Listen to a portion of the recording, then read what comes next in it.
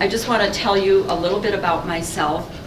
My name is Barb Flis, and my company is Parent Action for Healthy Kids.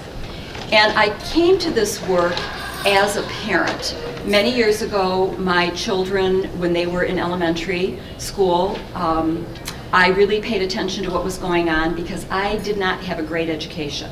And so I really wanted something better for them. So I really paid attention to what was going on in school and what I needed to do as a parent. And so I got more and more involved, and I was learning quite a bit. I was a little bit intimidated to go into the schools because school was not a comfortable place for me. But I kind of forged ahead because of my kids. And lo and behold, before you knew it, I was volunteered to be PTA president. Of course, isn't that how it happens when you hang out at school all the time? They sign you up to do stuff.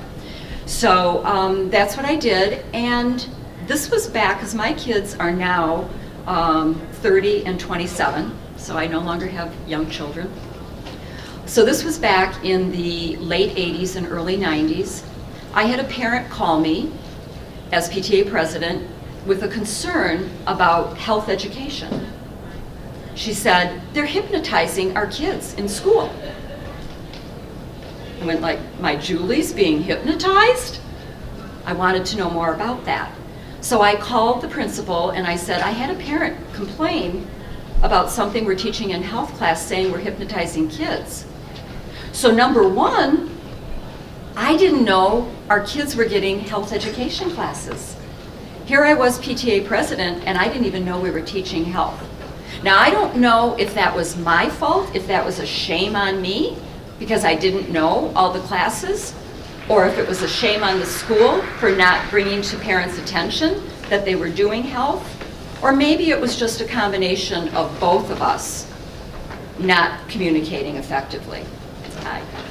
So when I called the principal, he said, yes, Julie is getting health education twice a week, 45 minutes a session, and we're teaching the Michigan Health Model. Is anybody here familiar with the Michigan Health Model? Okay. So he said, but I want you to call the assistant superintendent of curriculum. And I went like, oh boy, he's passing this off. So this must be something serious.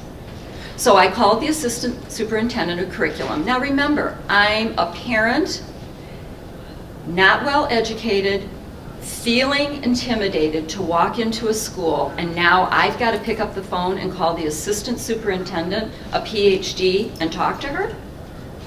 But I did. And she said, yes, we do teach health. There are a couple of concerns with it. And so the school board has asked us to put a committee together to relook at what we're teaching. Because the people that were complaining, and it was a small group of people, the people that were complaining said that we were infringing on family values when we were teaching health education. And by the way, let me tell you what I later found out in case I forget to tell you later. The complaint that we were hypnotizing children was a problem-solving lesson when we teach kids when they're upset to take 3 deep breaths to calm down. Okay.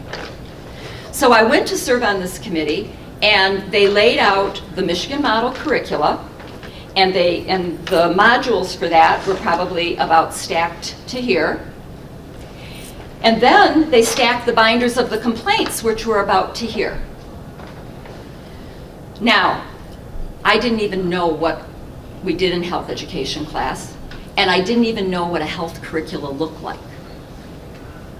So it's kind of like I wasn't a good consumer. It's kind of like going out and shopping for a mortgage these days. How many people are really well versed in shopping for a mortgage these days? Right. So it was the same thing. Here I was. I didn't know what I didn't know.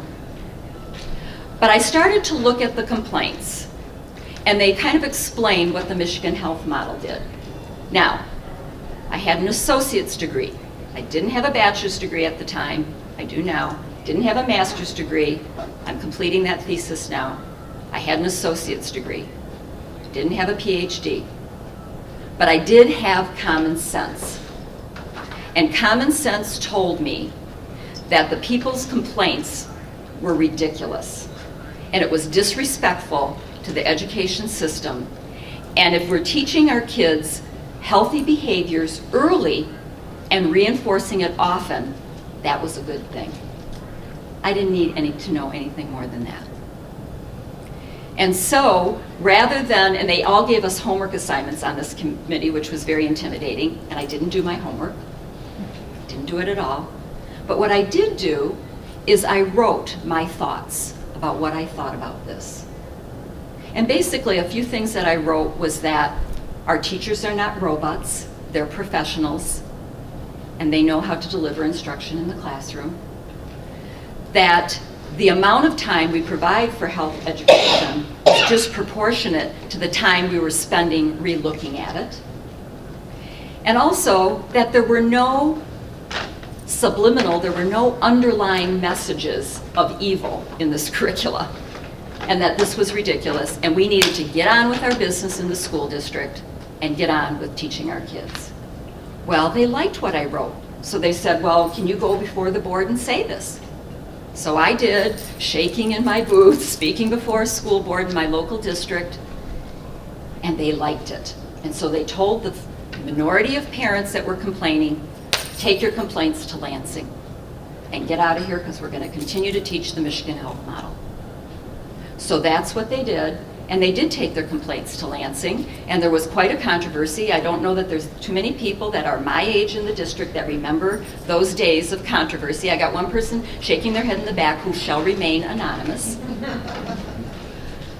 Okay. If I could comment, Yes. the person in those days, in the 90s, who was in charge of the Michigan model made fun of the Michigan model. So, well, actually, he was the drug czar for the state. Oh, yes, I do remember Robert that gentleman. Peterson. I named his name because he used to make fun of it publicly. Yes, yes.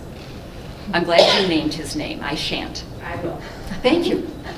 We're good buddies now. So they did take it to Lansing. Now, I want to tell you a little lesson in this whole thing, and it's taken me some time to learn this over time.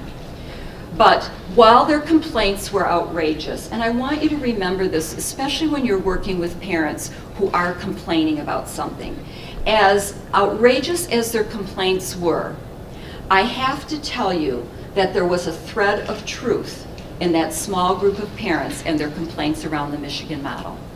And here's what it was. And I'm very proud of the Department of Community Health because they corrected it.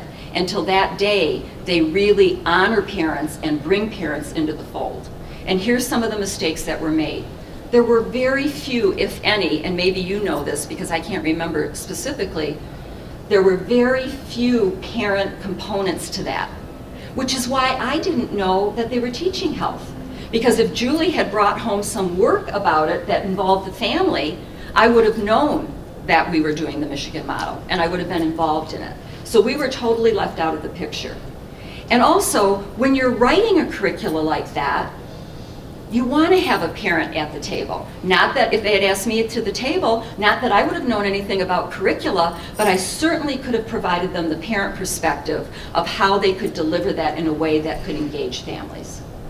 So those were a couple of lessons. So anytime we're in a controversy, and Wayne Reese's name is up here not because of controversy, but they contract with my company to do their sex ed teacher trainings.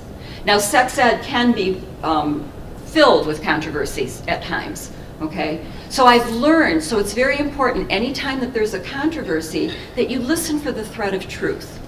Because when you listen for the thread of truth, that's how you can have a meeting of the minds. And you can come together with some compromises. There are people that are going to be on the far left and the far right that will never compromise. But we don't want to spend our energy on those people. We want to spend our energy on parents that are in the middle, that are willing to work for some reasonable agreements. So that's probably more than you wanted to know about me, but I think it's important for you to know that I came to this work as a parent, and as hard as I try, because the more I get involved at state departments and things, I have to really focus on being true to the parent, because that is how my work is focused. It's really advocating for the parent.